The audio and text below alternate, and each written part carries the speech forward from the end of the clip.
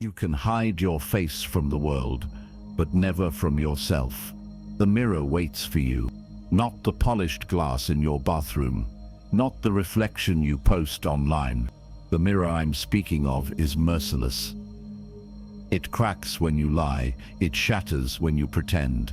It shows you the face beneath the mask, the one you've been running from since childhood. You blame others for why life feels broken. You point at betrayal, at bad luck, at cruel twists of fate. But deep down, you know it isn't them. Life doesn't fall apart because of what others did. It falls apart because of what you refuse to face within yourself. The unspoken wound, the shadow that trails you into every room. Imagine walking into a hallway of mirrors.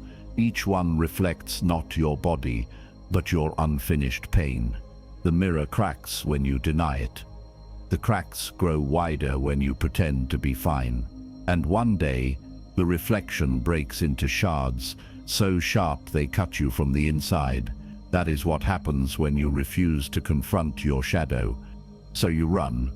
Everyone runs. Into distractions, into noise, into false safety.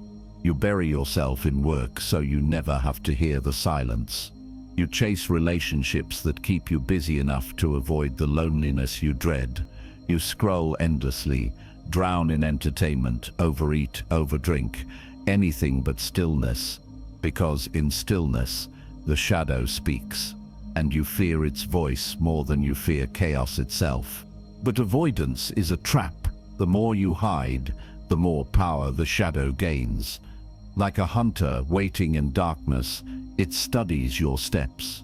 It doesn't need your permission. It already knows your weaknesses. That's why you repeat the same mistakes, the same heartbreaks, the same patterns. You think you're choosing, but you're not. The wound is choosing for you. You want love, so you chase intensity. You want success, so you sabotage yourself right before you reach it. You want peace, so you stir conflict. You tell yourself it's random, unfair, but the truth is brutal. It isn't random, it's repetition. It's the same wound dragging you in circles, disguised as fate. Carl Jung warned us, until you make the unconscious conscious, it will direct your life and you will call it fate. That's the line most people never dare to face.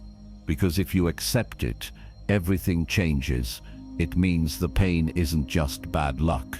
The betrayal wasn't only their fault. The collapse wasn't only because of life's cruelty. It means your shadow has been steering the wheel all along. And that truth cuts deep. It strips away the comfort of blame. It forces you to admit that the enemy is not out there, it's in here, inside you. But within that pain lies the doorway. The day you stop calling your suffering fate and start calling it shadow is the day you take back the keys.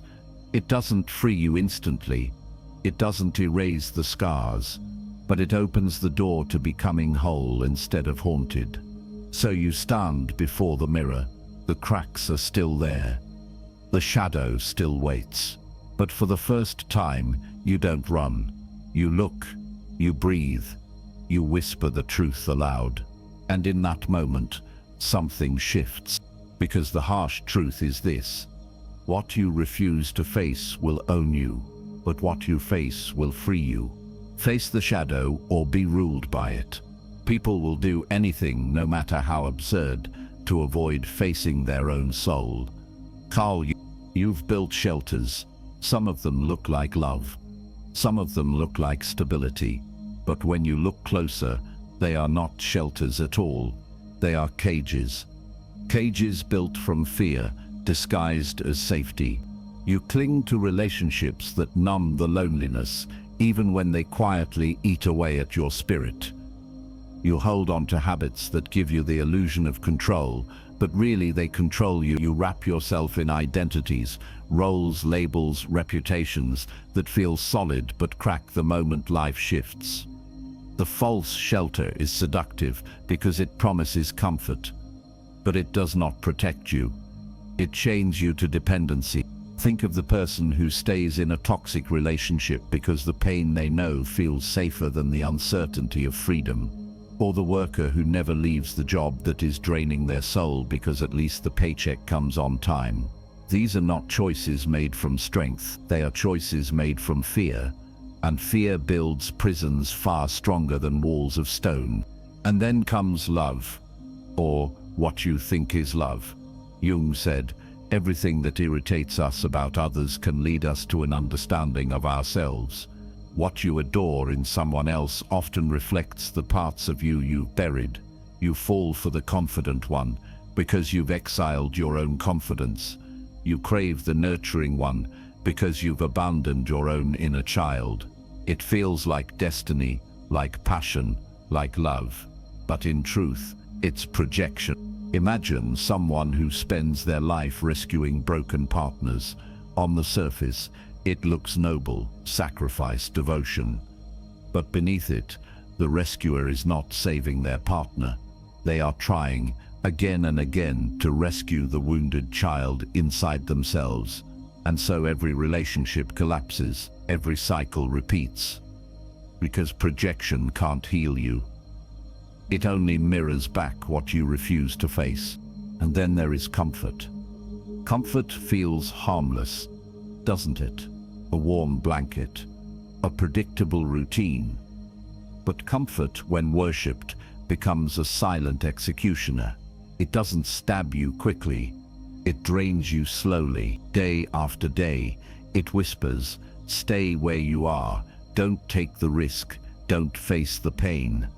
And so you stop growing. Think of the person who numbs themselves every evening with endless scrolling, with food, with substances. They say, I'm just relaxing. But deep down, they're hiding from the silence that would reveal their truth. Or the person who avoids conflict in every relationship, telling themselves they're keeping the peace. But the peace is false, and the resentment grows like mold in the dark. Comfort is not safety. It is stagnant, and stagnation is a slow death. The illusions of false shelter, false love, and false comfort feel protective, but they strip you of life. They keep you locked in cycles where nothing changes, where the same heartbreak plays on repeat, where the same fears drag you back down. The harsh truth? These illusions are not protecting you. They are the very chains keeping you trapped. And the day you see them clearly is the day you begin to walk free. Do not confuse comfort with peace or projection with love. Real freedom begins where illusion ends. Until you make the unconscious conscious, it will direct your life and you will call it fate. Carl Jung, your wounds are not silent. They whisper. They guide. They shape every choice you make. Even when you swear you are free, trauma becomes a compass you don't realize you're holding. It doesn't point north. It points back to the familiar pain. That's why you choose the partner who controls you, even when you promised yourself you would never repeat the past. That's why you walk into jobs that drain you, because exhaustion feels more natural than peace. That's why chaos feels like home, because in childhood, chaos was all you knew. You think you're deciding freely, but the truth is, the wound is deciding for you, and the wound never chooses healing. It only chooses repetition. Picture a child growing up with a parent who abandoned them emotionally. As an adult, they find themselves chasing partners who are always unavailable, always distant. They mistake the tension for passion, the neglect for challenge. But really, their inner compass is stuck, always pulling them back to the same wound. It feels familiar, therefore it feels right. Yet it is only the shadow guiding them into the same storm, again and again. The shadow doesn't walk beside you like a stranger. It sits inside you, pulling invisible strings. Imagine yourself as a puppet on a stage. You move, you speak, you choose, but the strings tug you into old patterns. The audience claps, unaware that the play has been performed 1,000 times before. The script doesn't change. Only the actors do. This is shadow possession. Jung warned that what you refuse to integrate controls you. The anger you repress comes out as sarcasm, cruelty, or passive aggression. The fear you deny manifests as hesitation, missed chances, and endless self-sabotage. You don't see the strings, but you feel the pull, the sudden urge to push someone away, the mysterious need to ruin something good, the restless craving for drama when life grows quiet. And then you ask yourself, why do I keep doing this?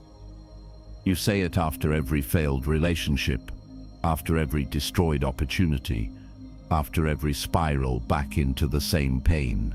You think you lack willpower, you think you're cursed, but the answer is darker. Your shadow is living your life for you. Look at the patterns of today.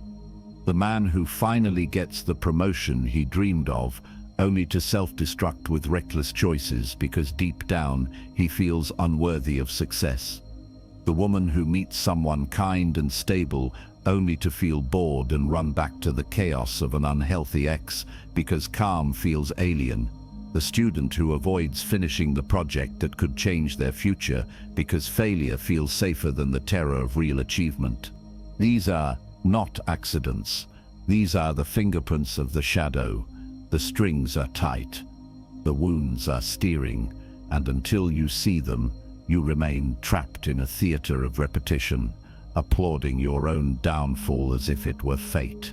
The suspense builds every time you try to change.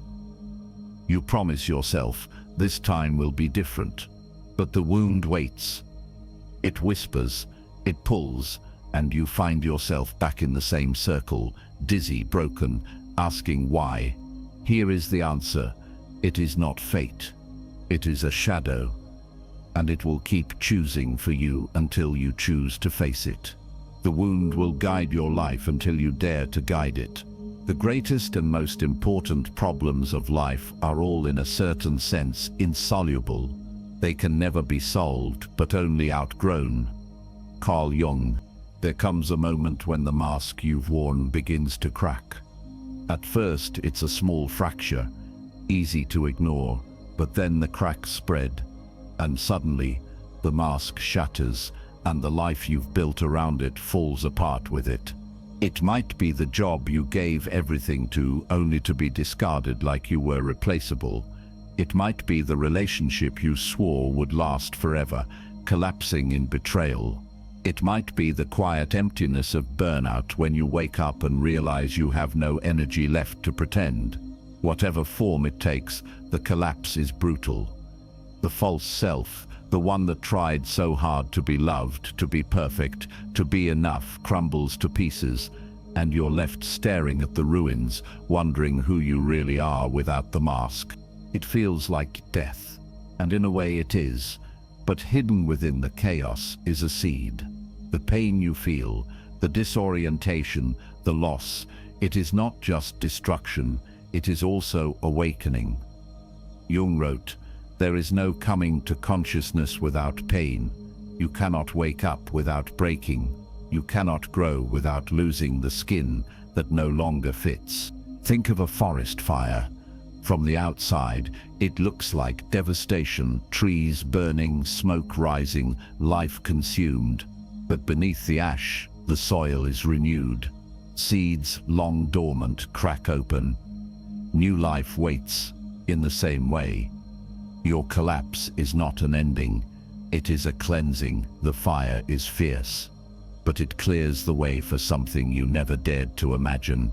And yet, in the middle of it, you don't see renewal. You see loss. You see the death of who you thought you were. The identity you carried, child, lover, worker, hero, falls apart.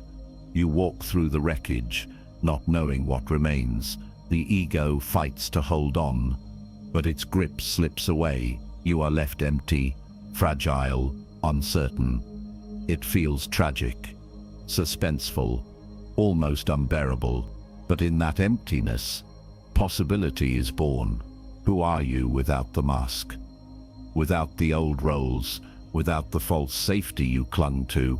The silence after collapse feels like a grave, but it is also a womb. The identity you thought defined you has died.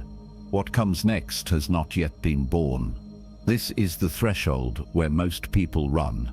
They scramble to glue the mask back together, to rebuild the same prison they just escaped. But if you can endure the emptiness, if you can stand in the ashes without rushing to rebuild, you will discover something deeper than identity, something real. The collapse is not punishment, it is initiation. The old self had to die so the true self could emerge. Let what must die, die. Let what must be born, be born. What we call love is often just a search for ourselves in another. Carl Jung. It hurts to admit it, but most of what you once called love was never love at all. It was scary wearing a mask. It was longing to be dressed up as destiny.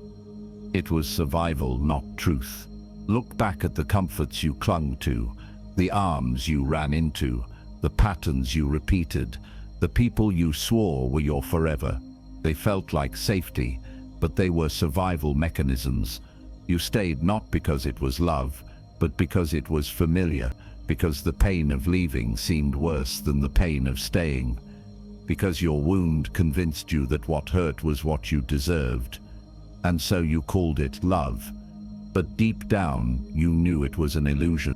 The harsh truth is this: the one you thought you loved was often your wound in disguise. You weren't drawn to them because they completed you. You were drawn to them because they mirrored what was broken in you. That's why calm partners felt boring, because chaos was the only language your nervous system understood. That's why healthy love felt suffocating, because your inner child couldn't trust peace.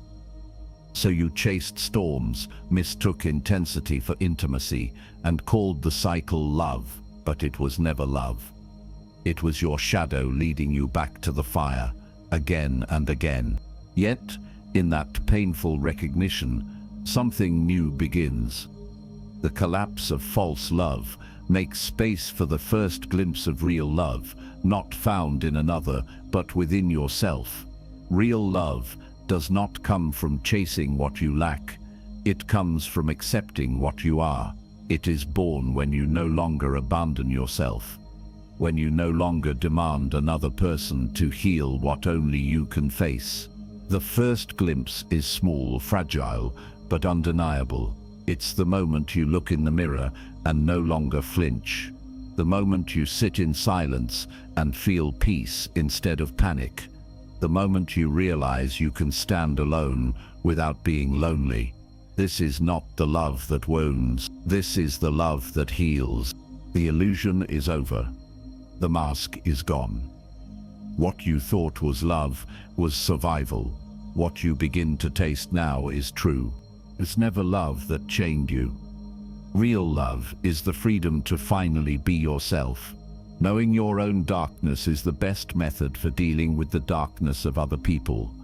Carl Jung. You can't rise until you descend. The path to empowerment is not paved in light. It begins in darkness. To meet your shadow, you must go where you fear to go, into the cave of your own soul. It is cold there, silent. The air is heavy with everything you've buried. Regrets, shame, anger, envy, all the parts of you you swore you'd never face again. And yet that cave holds what you've been searching for. The pieces of yourself you abandoned in order to survive. Shadow work feels like walking into that cave with nothing but a flickering lantern. Every step reveals shapes you don't want to see, memories that sting, impulses that disgust you, truths you swore weren't yours. But the paradox is this: the very demons you fear are the guardians of your lost power. The things you disowned are not your enemies. They are your keys. The descent is terrifying, but it is the only way back to wholeness. And here is where people make mistakes. They think the goal is to kill the shadow. to erase it, to become pure. But Jung warned us, one does not become enlightened by imagining figures of light, but by making the darkness conscious. The shadow is not meant to be destroyed. It is meant to be integrated. When you drag it into the light, it loses its power to control you. What once ruled you in secret now becomes your ally. Think of anger. Repressed, it lashes out, burns bridges, and poisons your life. But owned, it becomes courage, the fire to set boundaries, the energy to protect what matters. Think of envy. Hidden, it festers, making you bitter. But faced, it reveals desire. It shows you what you long for, what you're capable of, what you secretly know you deserve. Even fear, when denied, chains you, but when accepted, it sharpens your instincts, keeps you awake, and reminds you of what you must prepare for. The shadow doesn't vanish, it transforms. Imagine a man who always sabotages his relationships because he fears rejection. The shadow whispers, "Leave before they leave you." But once he faces that fear, once he admits the wound of abandonment driving him, he can stop running. He can own the fear without obeying it. That is the difference. Not erased. Ownership. And ownership is freedom. Empowerment is not pretending you're flawless. It is standing before your flaws and saying, "You don't control me anymore." It is gathering the lost fragments of your soul and weaving them back into yourself. It is realizing that the shadow you feared was never here to destroy you. It was waiting for you to claim it. This is the turning point. This is where survival ends and transformation begins.